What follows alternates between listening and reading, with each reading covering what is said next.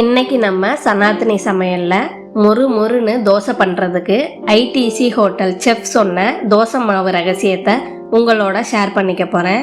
இந்த அளவுகளோட செஞ்சு பாருங்க, ஹோட்டல் ஸ்டைல் தோசை வீட்டிலேயே ரெடி.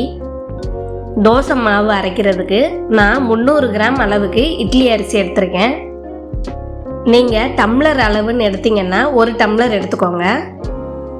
பச்சரிசி 75 கிராம் எடுத்திருக்கேன். டம்ளர் அளவுக்கு 1/4 டம்ளருக்கு கொஞ்சம் கூட எடுத்துக்கோங்க. நான் வெந்தயத்தை அரிசி கூடவே ஊற போட்டுருவேன். நான் ஒரு 6 கிராம் எடுத்திருக்கேன். நீங்கள் ஸ்பூன் கணக்குனா 1 ஸ்பூன் எடுத்துக்கோங்க.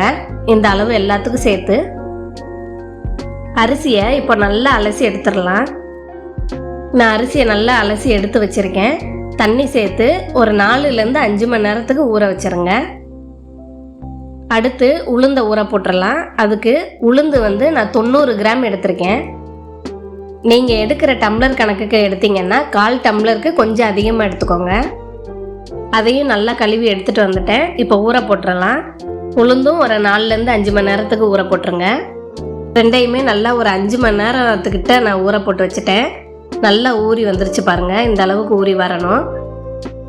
இப்போது தோசைக்கு மாவு அரைச்சி எடுத்துக்கலாம். நான் கொஞ்சம் அளவு ஊற போட்டு வச்சுருக்கனால ஜார்லேயே சேர்த்து அரைச்சிக்கிறேன். முதல்ல உளுந்தை சேர்த்து அரைச்சி எடுத்துக்கலாம்.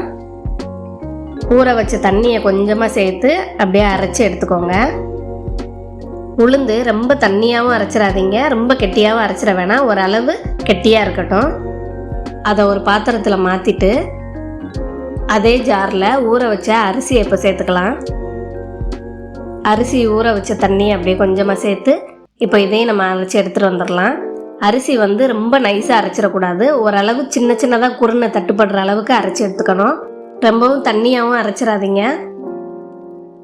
இதையும் இப்போது அரைச்சி வச்ச உளுந்து கூட சேர்த்துக்கலாம். மாவுக்கு தேவையான கல் உப்பு 1 டேபிள் ஸ்பூன் எடுத்திருக்கேன். அதையும் சேர்த்து நல்லா கரைச்சி விட்டுடலாம். கல் உப்பு போட்டிங்கன்னா நல்லா கரைய விட்டுருங்க. அவ்வளோதான், மாவு ரெடி ஆயிடுச்சு. இப்போது நம்ம கலந்து விட்டதை புளிக்க வைக்க போகிறோம். ஒரு 8 மணி நேரமாவது அப்படியே விட்டுருங்க. அப்போ தான் நல்லா புளிச்சு வரும். நான் அரைச்சி வச்சது நல்லா புளிச்சு வந்திருக்கு பாருங்கள், இந்த மாதிரி வரணும். அப்போ தான் தோசையும் சூப்பராக வரும். புளிச்சு வந்த மாவையும் நம்ம இப்போ நல்லா கலந்து விட்டுடலாம். நான் தோசைக்கு தேவையான அளவு மட்டும் இப்போ தனியாக எடுத்துக்கிறேன். அந்த மாவில் தோசை மாவு பதத்துக்கு கரைச்சி எடுக்கிறதுக்கு எவ்வளோ தண்ணி வேணுமோ அதை சேர்த்துக்கலாம். தண்ணி சேர்த்து இப்போ நல்லா கரைச்சி எடுத்துக்கலாம். தோசைக்கு இப்போ மாவு ரெடி ஆயிடுச்சு. ஒரு தோசை கல் எடுத்து நல்லா சூடு பண்ணிக்கோங்க. கல் சூடானதும் கொஞ்சமாக தண்ணி தெளித்து விட்டுருங்க. அதை தொடச்சி விட்டுட்டு இப்போ மாவு ஒரு 2 கரண்டி ஊற்றி நல்லா ரவுண்டாக ஒரு தோசையை ஊற்றிடுங்க.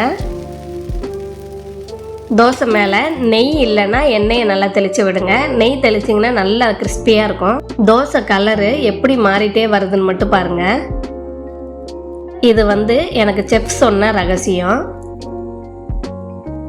தோசையோட கலர் கூட நமக்கு அந்த ஹோட்டல் ஸ்டைலில் கிடைக்கிற மாதிரியே வரும். நான் சொன்ன அளவில் மட்டும் பண்ணி பாருங்கள். உங்ககிட்ட ரெசிபியை கேட்டு வாங்கி செய்வாங்க. இப்போது குழந்தைங்களுக்கு பிடிச்ச மாதிரி கோன் மாதிரி நம்ம தோசை சுட்டு எடுத்துக்கலாம். நல்லா முக்கோணமாக. இதுக்கப்புறம் தோசை மாவுக்குன்னு இந்த மாதிரி அரைச்சி சுட்டு பாருங்கள். பெரிய கல் வச்சுருந்தா பெரிய முக்கோண தோசையாக நல்லா கோன் மாதிரி சுட்டு அசத்துங்க. கண்டிப்பாக நீங்களும் வீட்டில் ட்ரை பண்ணி பார்த்துட்டு எப்படி வந்துச்சுன்னு சொல்லுங்கள்.